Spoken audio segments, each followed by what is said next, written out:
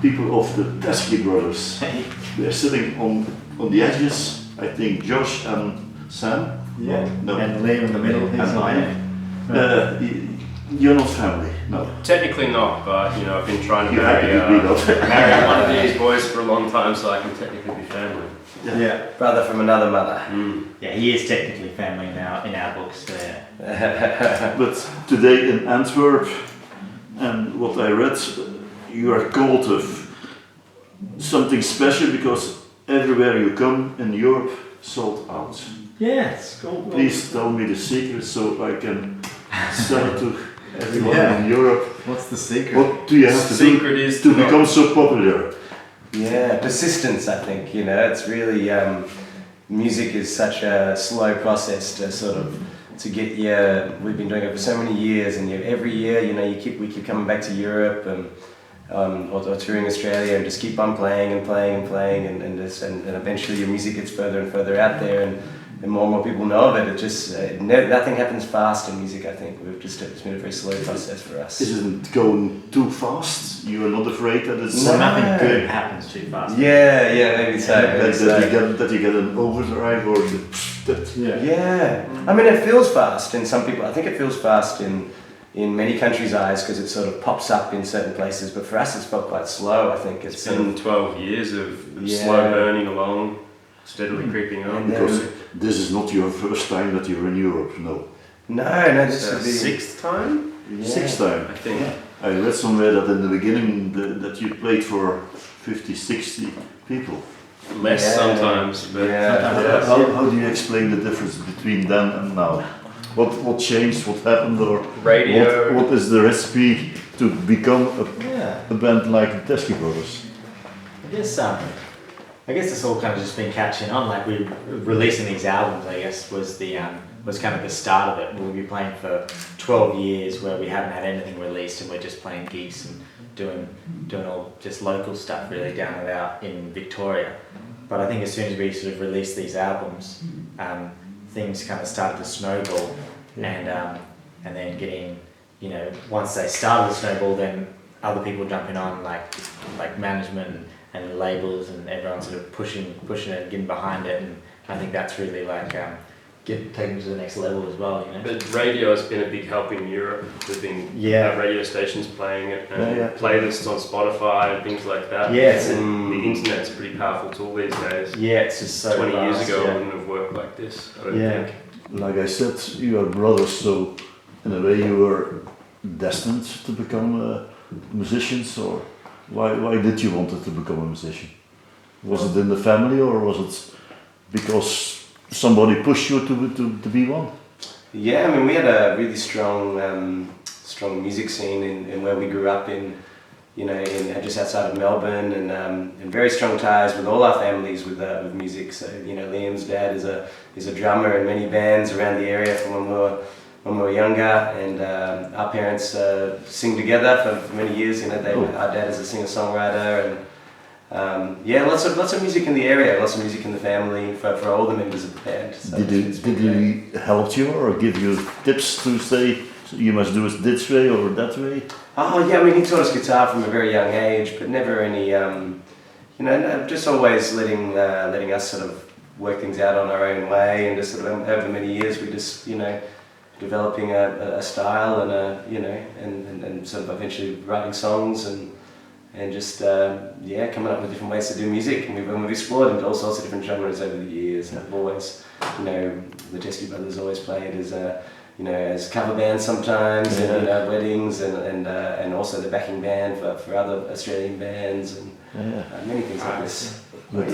Why do young people, white people, choose for black music from the 60s, Stax, Motown? Why that specific sound? Well, I guess that's not obvious. No. Well, we've always kind of loved that music, but I guess we've loved it. You know, the whole element of it. Like there was all sorts of music coming from England over to America, and then music from America over to England, and that whole sort of collaboration between there's that melting pot of there's this amazing music from that time. So I wouldn't say that our influence has come directly from like American soul music. I think it kind of comes from sort of a broad sort of spectrum of all that music from the 60s and 70s, because there's just so much going on and so dense. Did you choose that from the start, or was it the last years? No. Well, I personally have always been listening to the music from that era. Like I could never get past it. I could never sort of find newer stuff. But I think we've all had different sort of influences over the time as well, which makes us what we are, I guess. I think the eclectic nature of what the whole band listens to, from contemporary to classical throughout the ages, has really like given us a broad scope for different styles of music and appreciations for different styles of music. And that's, I think you can hear that in our albums, because it's not really one genre, it's sort of a big melting pot of genres. But there must be more than these influences, I think, not only the 60s. Also by today musicians. Everything comes in. I just personally get stuck in that era, but I mean. Well, sonically for audio, that was the golden era. Sam is the engineer of the band and runs the studio. That's the sonic qualities of the late 60s, early 70s is where. I feel like 69, 70, 71 was kind of the sort of the epitome of like good sound to my ear anyway. Like and that was the time when it just seemed to all the albums from that time always sounded great to me. I've always really loved that sound and kind of, I guess, become obsessed with that sort of sound. So yeah. You brought out one EP and 2 albums. One in I think 16, and then last year another one. So that's not that much in 7 years, 8 years. It's a difficult process to make new songs, or to write down new songs, or to go to the studio. And it's really only 2 albums released with some singles in between, but I guess the first album is where it really all kicked off, and then we've just been touring, trying to play catch up until that point, and then we took a few months off last year to record the next album. The year before, actually. December 2018. We started that year. It went on mid 2018. It went on to last year, and then we finished it last year and released it. In between touring, so it's just finding the time to be able to tour an album, play catch up, and then find time to get together and record, write and record new music. We'd love some more time. Is there a big difference between your last album and the album before? Are you changing in direction or in sound, or? I think it has it evolves in a certain way. Like I think when we did our first album, we didn't really have any followers or anyone really, maybe some local followers that would follow the band, go to the pubs and whatnot. But then and so we weren't really expecting to be able to sell all the vinyl and the CDs. We're just thinking, something to sell at gigs over the next 10 years or something like that. So when we were making that album, I guess we were sort of just being very free with it and just having a lot of fun, and really kind of really only trying to satisfy ourselves. Satisfy ourselves, and just we had a big old tape machine and just getting really experimental with the tape machine, speeding things up and slowing it down and sort of doing some interesting things and just having fun. And we only pressed 300 vinyl. That was or 250 vinyl was the minimum you could press of vinyls. And so we pressed that thinking what did you thought? We just want one. We just want one for ourselves. That's it. And then they sold out, and we had to keep reordering, and then it got reissued. So we weren't expecting that. So I guess moving on to the next album, then it really kind of we had some time and some money to sort of think, we can actually what direction we do want to take it in, and how much what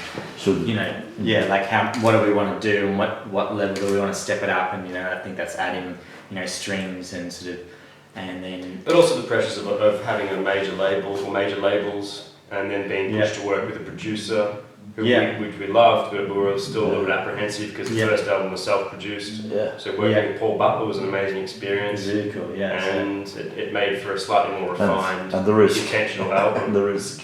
You begin with something and you don't know. I succeed, not succeed. It's a risk. Okay, you did the album with the producer Paul Butler. Paul Butler. Why did you choose him? Did you know him, or was somebody? We kind of we found out through people to get onto him, but I guess what was a selling point for me was Michael Kiwanuka, And I really loved that album. And then when I found out that this guy Paul we were talking to, produced those albums, I was kind of sold on that really. So, and then just chatting to him over the phone, we just seemed to sort of get on the same wavelength, and we sort of had a very similar. We all had a very similar sort of idea of how we wanted to do it, and a mentality of working as well. Yeah, and he was really good because he knew when to sit out, and he knew when to sort of bring things in. What advices did he give to you? Yeah, well, it's like it was more support. It was a lot of support. It was the first time that you worked with. It's a very a producer's job is like it's a very subtle but like important job, and I think that was the most amazing thing. Such an amazing producer, he's someone who doesn't really jump right in there and say, no, we've got to do it my way, or change to do it his sound. He was really like trying to nurture all of our sort of directions and try and make the best of that. Whereas I guess there's some producers that are really like attached to their sound and the way they like want to have things sound in, and they sort of put everything aside and say this is how we want to make it sound. That's the point. Yeah, because they want to put their mark on something. If they're going to put it out into the world and have their name attached to it, they want to make their brand proud of how it sounds. So. Do you still have contact with him? With Paul, he comes to our gig every time we come. Every time we go to San Francisco, he's always there, which is cool. It's great to always catch up with him. And we had such a good time with him. He came out to our studio in Warrandyte and stayed out there for a month. And it was a lot of fun. He didn't leave the studio the whole time. He lived in a little shack down the back. We picked him up. He got a cab from the airport in Melbourne out into Warrandyte out in the countryside, and he didn't leave until the very last night. We went out to a restaurant and a bar, and then we went straight to the airport. Straight to the airport. I didn't see anything but Warrandyte in the studio. And we sent him back to San Francisco with the physical like tapes, because everything was done analog. So he carried the two master reels. Two master reels of tape, demagnetized on the plane with him back to San Francisco. And, hopefully not demagnetized. Magnetized, sorry, yeah. Just magnetized, and I think did we put like tin foil around them or something like that? If they go through the airport scanner, if they go through the scanner, then it demagnetizes the tapes, and then you've lost it. But fortunately, these days we back up everything to digital. When can we expect the next album? Because with such a success, technically, there's something new brewing. I guess that was you're still working on it. We're working on. We're constantly writing songs, and because I guess this album here, Run Home Slow, our latest one, that was another difference from it. Was we're on the road a lot, so we had a lot of time to write songs and a lot of a lot of different perspectives to write songs, I guess, and that's what that album was really about. Who's the songwriter? Well, we all write songs, and so you begin one and he continues, and then he takes over. They all have their own sort of they all have their own life force, really. I guess some of them are kind of fully formed when we bring them to the band, or some of them is just an idea, and then everyone kind of puts their bits on it. Put something to it. And it's so every song is an individual, as Josh would always say. So I guess the next album, it's very exciting because it's all the songs that we're constantly writing and coming out with, and just going to try and put it down into another album. But I think in the next year or so, probably. Yeah, it'll probably be.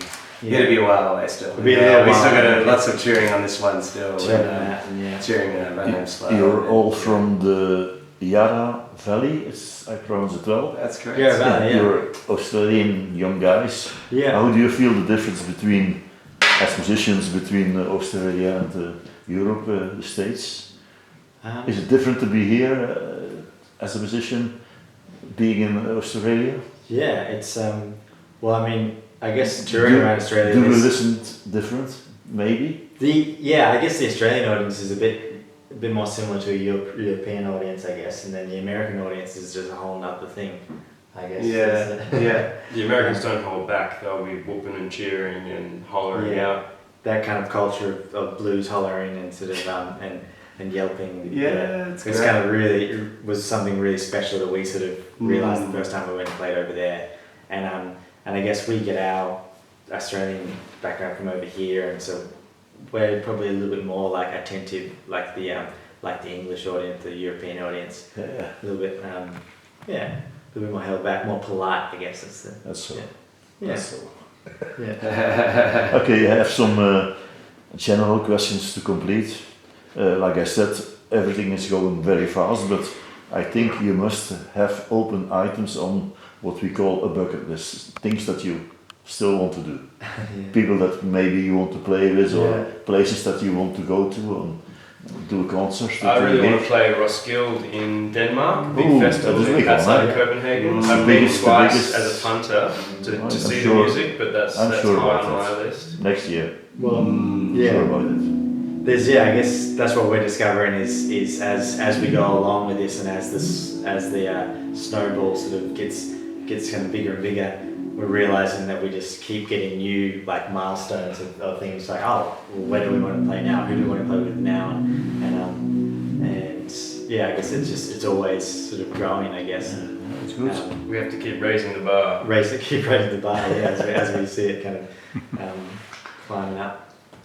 What are you doing outside of music? Do you have also what I call hobbies or things in your free time? We all got. There's not a huge amount of free We don't- time, Not but too much free time. we all had jobs in trades and things. Josh was a qualified plumber. I'm an industrial designer. Brendan worked as a working musician in like a wedding corporate band and other trades. Sam's done a lot of carpentry and studio Sound engineering. engineering and stuff like that. That sort Yeah. But But all to do But with now- music. I mean, in a way, like I think doing the trades is a good thing musically as well, because you spend all day listening to So- music, and then when you go home, you can like go and be creative. So no fishing, no women, no. No time for that. Okay, I have a last question. How do you see the Teskey Brothers within 10 years?